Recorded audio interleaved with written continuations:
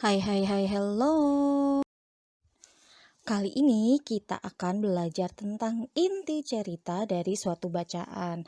Nah, dalam suatu cerita, kita dapat mengetahui beberapa hal supaya kita dapat mendalami sebuah cerita. Yang pertama adalah tokoh cerita, yaitu orang yang berperan dalam suatu cerita. Kemudian peristiwa, yaitu kejadian yang terjadi di dalam cerita. Lalu ada inti cerita. Inti cerita tidak jauh dari sekitar peristiwa yang terjadi. Tapi semua peristiwa-peristiwa itu disimpulkan setelah membaca keseluruhan cerita.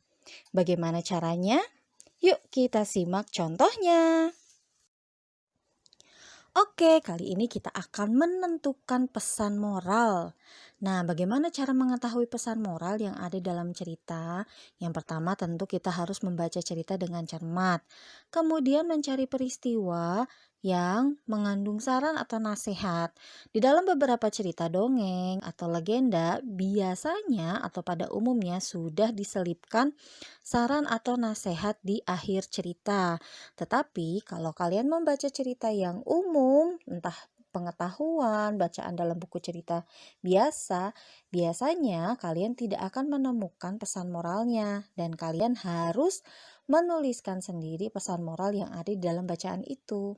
Kemudian, kalian juga membuat kalimat kesimpulan yang mengandung saran atau nasihat dan pesan menggunakan bahasa sendiri. Meskipun yang tadi sudah diberitahu bahwa ada beberapa buku yang sudah ada pesan moralnya, tetapi akan lebih baik kalian menggunakan bahasa sendiri untuk menuliskan kembali pesan moral yang akan disampaikan.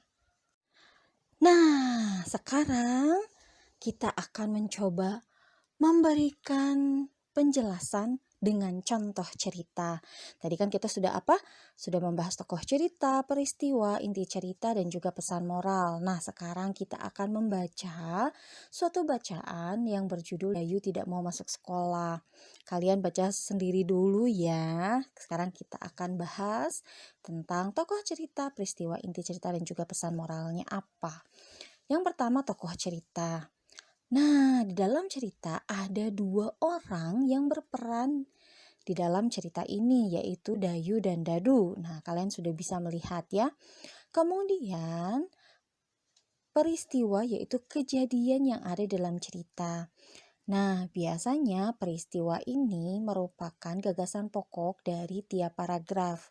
Karena bacaan Dayu Tidak Mau Masuk Sekolah ini hanya satu paragraf, kita cari gagasan pokok yang menggambarkan kejadian di dalam paragraf ini. Ternyata Dayu tidak mau masuk sekolah karena malu.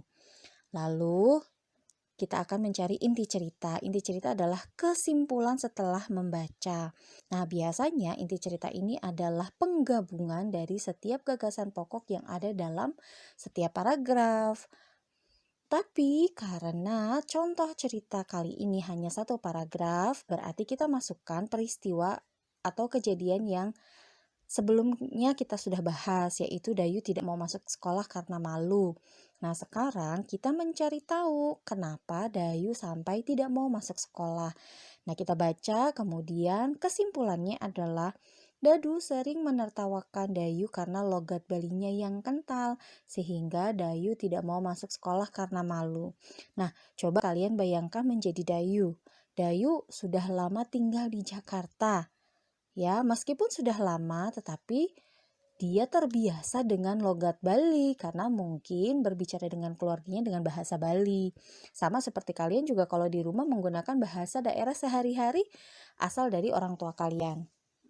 Namun karena Dadu itu sering menertawakan atau bahkan mungkin hampir setiap hari, maka Dayu pun sedih dan tidak mau masuk sekolah karena malu. Nah, dari inti cerita itu kita bisa mengambil kesimpulan pesan moralnya. Jadi pesan moralnya adalah kita tidak boleh menertawakan dan mengejek teman kita dengan kekurangannya. Ya, karena apa? Ya mungkin Dayu adalah orang Bali bahasanya masih kental dengan logat Bali, bukan berarti dia menjadi orang yang berbeda, tetapi justru orang yang unik, ya. Oke deh, sampai sini dulu materi bahasa Indonesia tentang inti cerita dan pesan moral.